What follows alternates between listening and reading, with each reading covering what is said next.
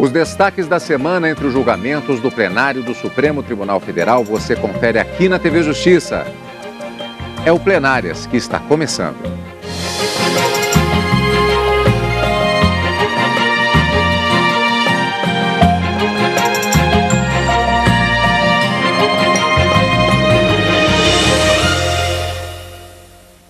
Hoje, em destaque, as sessões plenárias dos dias 5 e 6 de junho de 2013. Karina, uma semana que teve vários julgamentos que aconteceram, predominância de matéria penal, mas os destaques são especificamente processos, entre os quais um que, na verdade, foi iniciado e ainda um destaque fora do plenário, mas que incidirá diretamente nas atividades dos ministros nas decisões colegiadas do Supremo Tribunal Federal, que é a aprovação pelo Senado Federal do agora futuro ministro do Supremo Tribunal Federal, efetivamente, após a aprovação, pela sabatina do Senado, do advogado Luiz Roberto Barroso. Sem dúvida foi uma semana bastante movimentada. E na quarta-feira, aqui no Supremo, os ministros se debruçaram sobre o mandado de segurança, que envolve justamente direitos políticos e a possibilidade, por meio desse mandado de segurança, de se fazer um controle de constitucionalidade prévio de uma tramitação de um projeto de lei que está agora no Senado Federal, já aprovado na Câmara dos Deputados. Esse mandado de segurança, como você disse, foi iniciado. Os ministros acabaram decidindo que é possível, sim, a intervenção de outras pessoas, além do autor do mandado de segurança, nesse caso, por se tratar de controle, aprovando, portanto, por maioria, a inserção nesse mandado de segurança dos chamados amite curiae, e na quarta-feira também, como você disse, matéria penal predominando, um recurso extraordinário de grande repercussão e com repercussão geral, inclusive reconhecida pelo Supremo Tribunal Federal, e 2 habeas corpus também foram julgados nessa quinta-feira. Uma semana, como eu disse, bastante movimentada. Pois é, e vamos, como sempre, fatiar os temas que foram debatidos, julgados ou cujo tema foi iniciado o julgamento durante a semana, começando, como sempre, pela sessão de quarta-feira, dia 5. O plenário do STF iniciou o julgamento da ação em que se discute se será mantida ou não, como já adiantou a Karina, inclusive, a paralisação da tramitação de um projeto de lei que restringe a criação de novos partidos políticos no país. Antes do julgamento, a repórter Mara Martinez foi conferir do que se trata o tema deste processo. E vamos ver a reportagem. Então, conferindo agora, Mara Martinez. Em abril, o ministro Gilmar Mendes, relator do caso, determinou a interrupção em caráter liminar da tramitação do texto no Senado por considerar que a proposta pretende alterar as regras de viabilização de novas siglas.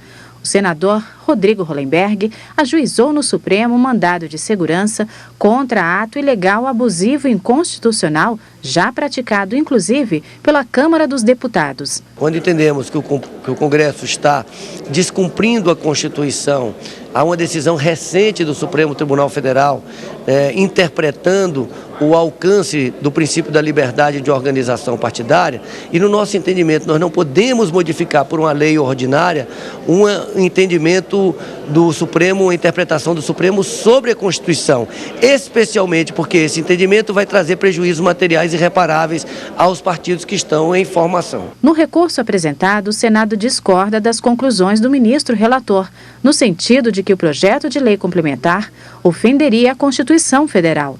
O projeto de lei, já aprovado na Câmara dos Deputados, de acordo com o mandado de segurança, dificulta a criação de novas agremiações por limitar o acesso ao tempo de propaganda eleitoral no rádio e na televisão e ao fundo partidário, principal fonte de renda das siglas. Conforme o texto do projeto, os novos partidos políticos só terão direito à parcela do fundo partidário distribuída a todas as legendas e não à partilha feita, levando em consideração o tamanho da bancada de deputados federais. Em parecer enviado ao STF, o Procurador-Geral da República, Roberto Gurgel, defendeu a liminar que paralisa a tramitação do projeto. Pois é, vamos ver, portanto, agora como foi o julgamento na sessão plenária da quarta-feira. Vamos detalhar, portanto, esse processo. É o mandado de segurança 32.033, de relatoria do ministro Gilmar Mendes. Rodrigo Sobral Hollenberg, como vimos, o senador, versus presidentes da Câmara dos Deputados e do Senado Federal. Vimos na reportagem o tema, vamos repetir para você, telespectador amigo da TV Justiça, é um mandado de segurança com pedido de liminar, impetrado com o objetivo de suspender a tramitação do PL número 4.470 de 2012, esse é o número da Câmara dos Deputados, atualmente PLC número 14 de 2013 no Senado Federal. E o objetivo, especificamente, a alteração das leis 9.096 de 95 e ainda 9.504 de 1997, que estabeleceram que a migração partidária que ocorrer durante a legislatura não importará a transferência de recursos do fundo partidário e do horário de propaganda eleitoral no rádio e na televisão. A alegação é que a aprovação da proposta legislativa estaria acabando, aniquilando a liberdade material de criação de novos partidos, porque estaria inviabilizando o acesso de novas agremiações aos recursos do fundo partidário e ainda criando obstáculos para o exercício do chamado direito de antena. Karina, excelente oportunidade de falarmos a respeito deste conceito, que talvez não seja muito conhecido, direito de antena. Esse direito de antena, ele está previsto na legislação eleitoral e prevê a participação dos partidos políticos no horário gratuito eleitoral. Então, é uma participação na mídia gratuita que todos os partidos devem ter. De acordo com esse projeto de lei, essa nova criação, essa inovação trazida por esse projeto, faria com que os partidos novos criados não teriam esse direito já imediato dessa participação, então ferindo esse direito chamado direito de antena. E é justamente esse um dos pontos que o mandado de segurança tenta argumentar para afastar a sua tramitação. Agora, Karina, na sessão da quarta-feira, antes do mérito, aliás, antes mesmo da sustentação oral dos advogados, houve um agravo que foi julgado, apresentado pela Advocacia Geral da União. O que é este agravo e como votou o relator? Nesse caso, a Advocacia Geral da União tentava, por esse recurso, contestar a decisão do ministro relator Gilmar Mendes, que havia recebido os chamados amici curiae neste mandado de segurança, que trata-se, na verdade, de um controle de constitucionalidade prévio para esse projeto de lei. Então, esse mandado de segurança, embora ele tenha um caráter individual, o ministro Gilmar Mendes, durante seu voto, frisou bastante essa peculiaridade do mandado de segurança. Então, contra essa decisão, o ministro relator acatou os amici curiae e contra essa decisão veio, então, o agravo regimental da União, que acabou sendo rejeitado, mantida a possibilidade da manifestação desses amici curiae no mandado de segurança. Vamos rever como foi a votação deste agravo na primeira parte da sessão. Eu penso que nós temos que fazer essa distinção entre o amicus curiae e o assistente. Porque a nação direta se admite amicus curiae, mas não se admite assistente. Então vai se proibir, Vossa Excelência está propondo que se proíba que o amicus curiae defenda uma das posições em jogo. Eu estou dizendo que na ação direta é proibida a figura do assistente. Aqui as pessoas que Vossa Excelência nominou, salvo o melhor juízo, são pessoas diretamente interessadas no desfecho da causa. Isso é a figura do assistente, clássica definição de assistente. De modo que se há essa identificação, eu não vejo como admitir. Senhor presidente, eu gosto muito de refletir sobre os temas, entendo que esse tema merece uma reflexão profunda, entendo que o Instituto do Amicus Curiae justamente visa trazer à Corte, quem sabe, um novo olhar, novos olhares, novas compreensões. Então, até em função dos próprios termos do agravo manejado pela União, do voto do ministro Theory, das ponderações do ministro Gilmar, eu opto por votar no sentido de admitir, ou melhor, negar provimento ao agravo, admitindo a presença dos amicus curiae, até para, quem sabe, amanhã ou depois, evoluir num sentido diverso, mas, por hora, eu admito. O mérito da questão aqui posta é extremamente relevante. São os limites do Estado democrático brasileiro. Se as maiorias podem, em determinada circunstância, vendo movimentações de minoria, vir a mudar as regras do jogo. O debate que está posto aqui não é um debate formal de tramitação dentro do parlamento único e exclusivamente. É um tema de fundo muito mais complexo e muito mais grave para a sociedade, para a democracia e para o Estado brasileiro. Que tipo de democracia nós queremos jogar? Que tipo de democracia nós vamos, como Suprema Corte, admitir para o Estado brasileiro? Aquela em que conjunturalmente as maiorias se formam e começam a mudar as regras do jogo? O tema é complexo, o tema merece Mas há outras questões, a admissão dos amigos da Corte. Há outras questões constitucionais em debate, ministro. Vossa Excelência admite, portanto. Eu admito. Considerando que foi posto que era um mandado de segurança preventivo, com peculiaridades, porque os que se apresentaram como amici curiae eram pessoas que poderiam estar na situação de litisconsorte até, E em face do que foi ponderado, que sendo preventivo, vai se discutir uma questão não com direitos, relativa a direito subjetivo de alguém, em que pese a minha posição inicial e sem me vincular absolutamente com a tese, em face dessa peculiaridade, neste caso, e seguindo ainda pensando sobre o tema, eu vou acompanhar o relator, mas deixando claro que não me vinculo à tese, até porque no estudo que fiz inicialmente eu não iria aceitar.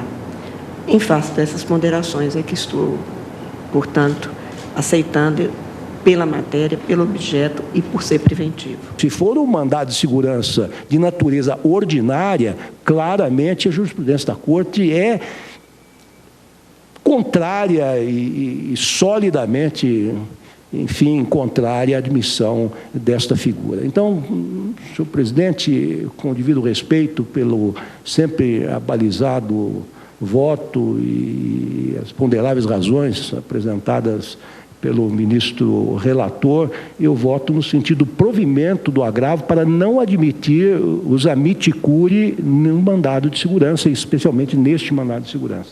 Presidente, peço vênia ao relator e aos colegas que o acompanharam para entender que se a própria lei veda a participação do terceiro juridicamente interessado, não podemos acionar a legislação que dispõe sobre o processo subjetivo e sobre o processo objetivo para entender que o denominado amigo da Corte, eu já disse que não é bem amigo da Corte, porque acaba dando mais trabalho à Corte, né? Que o amigo da Corte, né, pode participar desse processo, dessa ação nobre, reconheço que é o mandado de segurança, voltada à proteção de direito individual. Acompanho a divergência do ministro Theori. Destaco por todos uma recente decisão, agora de 2011, que proferi no RE 597-165 do Distrito Federal, de que eu próprio sou relator, eu peço vênia para, negando o provimento ao recurso de agravo interposto pelo eminente advogado-geral em nome da União Federal, manter a decisão do eminente ministro Gilmar Mendes, considerando ainda um ponto que Sua Excelência acentua em sua decisão, que é o da presença, no caso, em relação a esses diversos amici curiae, da figura da representatividade adequada, que é um dado absolutamente importante e relevante para o equacionamento dessa questão. Reconheço que a Corte, em situações como a presente, em que há um interesse geral, evidentemente subjacente a toda a discussão de mérito da questão, tem admitido, sim, a figura do amici curiae, o amicus curiae, em processos de índole subjetiva. Eu acompanho, portanto, a divergência, procurando o resultado, negado provimento ao agravo regimental, vencidos os ministros Theori, Zavascki, Marco Aurélio e Ricardo Lewandowski. Ou seja, permaneceram os amici curiae. Permaneceu a decisão do ministro Gilmar Mendes e aí negando provimento ao agravo regimental da União, que contestava justamente esse recebimento dos amici curiae no processo. E o julgamento, ele prossegue posteriormente, foi o julgamento do agravo, como vimos, em relação a essa questão especificamente, e o julgamento prosseguirá futuramente, você vai acompanhar ao vivo no plenário do Supremo Tribunal Federal. E daqui a pouco, destaques da quinta-feira entre as decisões dos ministros do STF e que você revê aqui no Plenárias. Plenárias está de volta agora com os destaques da sessão plenária do Supremo da quinta-feira, dia 6 de junho de 2013. Na pauta da semana do Supremo, a decisão sobre reabrir o caso da morte do calouro de medicina da Universidade de São Paulo, que aconteceu em 1999, um caso de grande repercussão. Antes do julgamento, a repórter Ana Paula Ergang conferiu o tema do processo, incluído na pauta, vamos repetir, da quinta-feira, dia 6 de junho. Vamos rever. O estudante foi encontrado morto em uma piscina durante um trote universitário. Os ministros irão analisar se existem elementos para a ação penal, que poderá levar a júri popular 4 estudantes que na época foram denunciados por homicídio qualificado. O plenário vai julgar um recurso em que o Ministério Público Federal questiona o trancamento da ação pelo Superior Tribunal de Justiça. O STJ entendeu que falta justa causa para o processo, porque não existiriam elementos que responsabilizem os acusados. O Ministério Público Federal argumenta que a conduta supostamente delituosa foi narrada com clareza e com a descrição das circunstâncias, o que afastaria a rejeição da denúncia. Para o MPF, a decisão do STJ cerceou a ação do Ministério Público e violou a Constituição, que reconhece a instituição do Tribunal do Júri para julgar crimes dolosos contra a vida. Em sua defesa, os denunciados alegam que o recurso do MPF não deve ser acolhido. O caso teve repercussão geral reconhecida pelo STF em 2009. Os ministros entenderam que o tema do processo apresenta relevância do ponto de vista jurídico e social, indo além dos interesses das partes, porque está em jogo a soberania do júri e as funções institucionais do Ministério Público. O julgamento efetivamente ocorreu na sessão da quinta-feira, como já dissemos, dia 6 de junho. Trata-se aqui do recurso extraordinário 593.443, relatoria do ministro Marco Aurélio, Ministério Público Federal versus Frederico Carlos Jânia Neto e outros. O recurso contestou especificamente um acórdão da 6ª turma do STJ, que determinou o trancamento da ação penal movida contra os recorridos no caso da morte do calouro da Universidade de São Paulo por homicídio qualificado. Karina, o fundamento no caso aqui foram citados em vários debates que aconteceram, foi um processo bastante debatido. Foi alegado pelo Ministério Público ofensa ao artigo 129, inciso 1º da Constituição Federal, e ainda violação ao artigo 5º, inciso 36.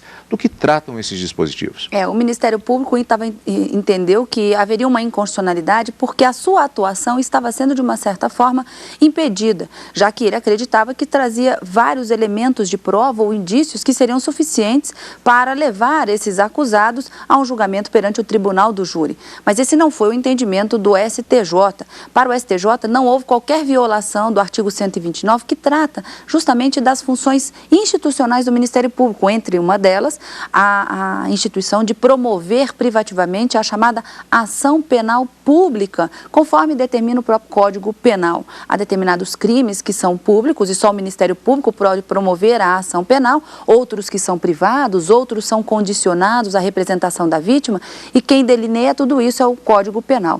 E uma outra argumentação é de que estaria sendo violado o juízo natural do Tribunal do Júri para analisar essas questões e efetivamente trancar ou não a ação penal. Então a gente chama de sentença de pronúncia, que ao que consta pelo Ministério Público e uma maioria que ficou vencida no Supremo Tribunal Federal, deveria ser uma decisão do próprio juiz de primeiro grau aferir se havia condições ou não para mandar esses acusados para o Tribunal do Júri, e não uma competência do STJ, e que por isso alegava-se a violação do artigo 5º, inciso 38, que fala dessa competência do Tribunal do Júri para o julgamento dos chamados crimes dolosos contra a vida.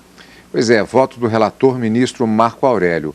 Para ele, o STJ teria sim se excedido ao trancar a ação penal. Ficou claro que o Superior Tribunal de Justiça, em posição contrária à hora defendida, terminou por substituir-se, em primeiro lugar, ao juízo e, em segundo, ao Tribunal do Júri, órgão cuja competência se encontra definida no artigo 5º, inciso 38 do Diploma Maior. A valoração ocorrida e o cotejo analítico de provas, testemunhos e perícias médicas provocado, reconheço, pela inicial do habeas corpus de 125 folhas, indicam ter o superior adentrado seara imprópria à ação de habeas corpus, diante da narrativa de fato típico, antijurídico e culpável, não alcançado pela prescrição punitiva, cabe apenas e tão somente permitir que a ação penal siga o curso natural, para suplantada, se o for, a fase de pronúncia, porque a ela não se chegou, houve obstáculo ante o deferimento da ordem pelo Superior Tribunal de Justiça, por ocasião da sentença de mérito, serem esquadrinhadas todas as provas e evidências pelo juízo natural. Conheço o presidente do extraordinário e o provejo para reformar o acórdão do Superior Tribunal de Justiça, determinando o prosseguimento da ação penal 230 de 99 perante o juízo competente, qual seja o da 5ª Vara do Júri do Foro Regional 11º Pinheiro, São Paulo. É como voto. Pois é, Karina, a partir do voto do ministro relator Marco Aurélio, tivemos não apenas as exposições dos votos, mas também vários debates e diversas questões, até mesmo doutrinárias, colocadas nesta sessão, inclusive com posicionamentos diferentes, no sentido do conhecimento ou do não conhecimento, do conhecimento e de não se acatar os argumentos, várias posições que foram colocadas. Frigir dos ovos, Karina. Eles acabaram negando o provimento a esse recurso extraordinário proposto pelo Ministério Público e mantiveram, portanto, o trancamento da ação penal.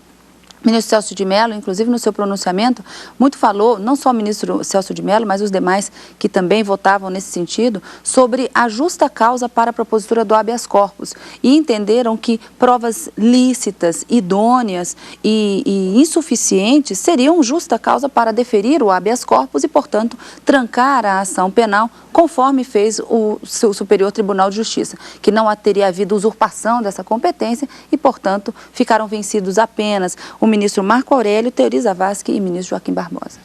Decisão, portanto, em destaque na sessão plenária da quinta-feira, no plenário do Supremo Tribunal Federal.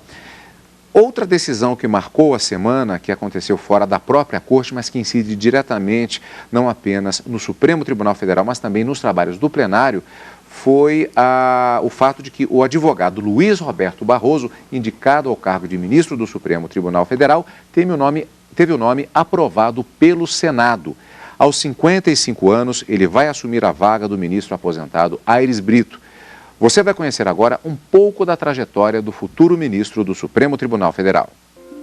Luiz Roberto Barroso. Este foi o nome indicado pela Presidência da República para ocupar o cargo de ministro da mais alta corte do país.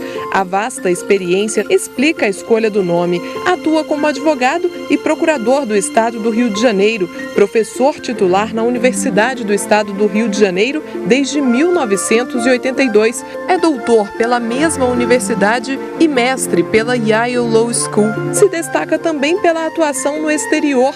Foi pesquisador e professor visitante na Faculdade de Direito da Universidade de Harvard e, recentemente, participou de uma banca de doutorado na mesma instituição, arguindo uma tese que discutia o tema das ações afirmativas no Brasil.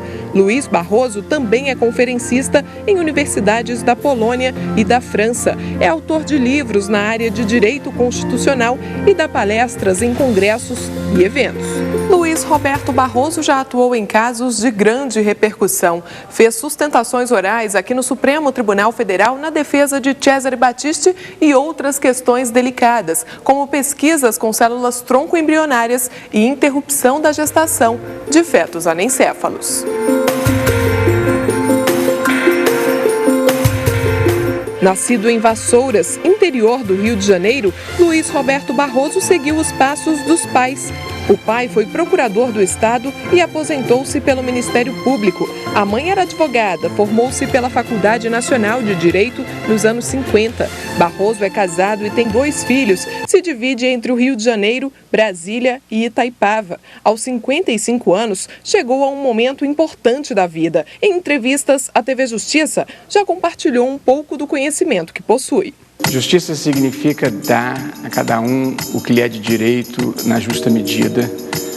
Justiça significa assegurar que todos sejam livres e iguais. Justiça significa dar condições materiais mínimas às pessoas para que possam fazer as suas escolhas existenciais. Também abriu sua biblioteca para expor as raridades. Meu primeiro Fernando Pessoa, marcado, rabiscado, lido, relido, e que tem talvez a minha poesia favorita em língua portuguesa, que é que ele fala: o Tejo é mais belo que o rio que corre pela minha aldeia, mas o Tejo não é mais belo do que o rio que corre pela minha aldeia. Esse fecho tão feliz, porque pertence a menos gente, é mais livre e maior o rio da minha aldeia.